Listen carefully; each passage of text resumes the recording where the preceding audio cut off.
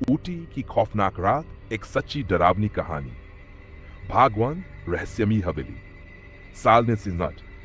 चार दोस्त रोहित, करण, सीमा और नेहा बेंगलोर में एक आईटी कंपनी में काम करते थे।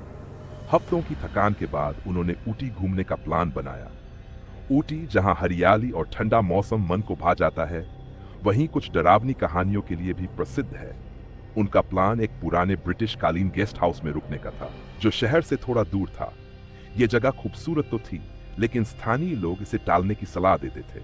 कहा जाता था कि वहां 25 साल पहले एक अंग्रेज अफसर की पत्नी की हत्या हो गई थी और तब से उसकी आत्मा वहां भटकती थी। जब चारों दोस्त वहां पहुंचे तो हवेली वीरान लग रही थी। बड़ा लकड़ी का गेट चरमराते हुए खुला। अंदर अजीब सी ठंडक थी, जैसे कोई छुपकर उन्हें देख रहा हो। केयर टेकर, एक बूढ़ा आदमी, उन्हें देखकर असहज हो गया। यहां मत रुको बेटा, यह जगह ठीक नहीं है, उसने कहा। लेकिन रोमांच के शौकीन इन दोस्तों ने उसकी बात को मजाक में उड़ा दिया। भाग 2, पहली रात का आतंक। शाम होते ही हवेली का माहौल डरावना होने लगा। हवा साए साए कर रही थी और हर कोने से अजीब सी सरसराहट की आवाज आ रही थी। रात के 10 बजे रोहित और करण ने बाहर निकलकर सिगरेट पीने का सोचा। जैसे ही वे बरामदे में आए, उन्हें लगा कि कोई पेड़ों के पीछे से झांक रहा है। अचानक ठंडी हवा का एक झोंका आया और दरवाजा जोर से बंद हो गया। अंदर नेहा और सीमा डर गई।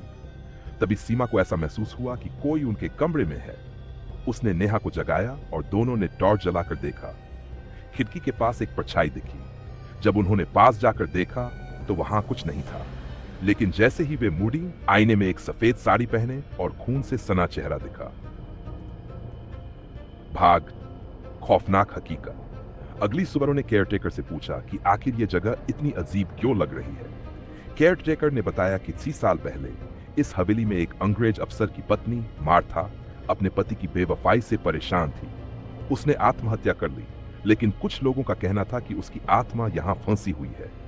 रोहित को यकीन नहीं हुआ और उसने मजाक में कहा, अगर कोई आत्मा है तो सामने आकर दिखाओ।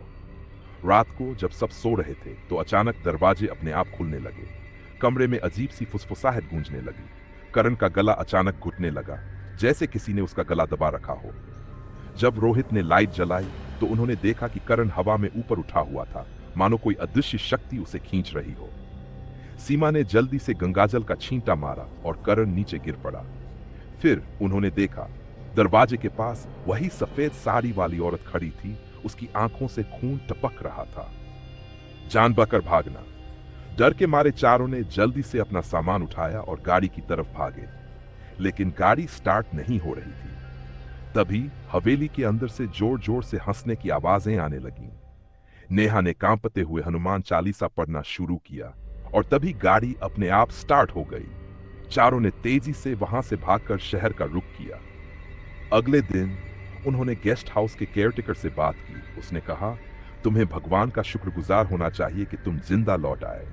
बहुत से लोग यहां रात बिताने के बाद गायब हो चुके हैं। अंत में उस रात के बाद चारों ने कसम खाई कि कभी किसी डरावनी जगह पर जाने की गलती नहीं करेंगे। आज भी जब वे ऊटी की उस यात्रा को याद करते हैं तो उनके रोंगटे खड़े हो जाते हैं। क्या मार्था की आत्मा अभी वहां भटक रही है? शायद, लेकिन अब कोई भी उस हवेली में जाने की हिम्मत नहीं करता।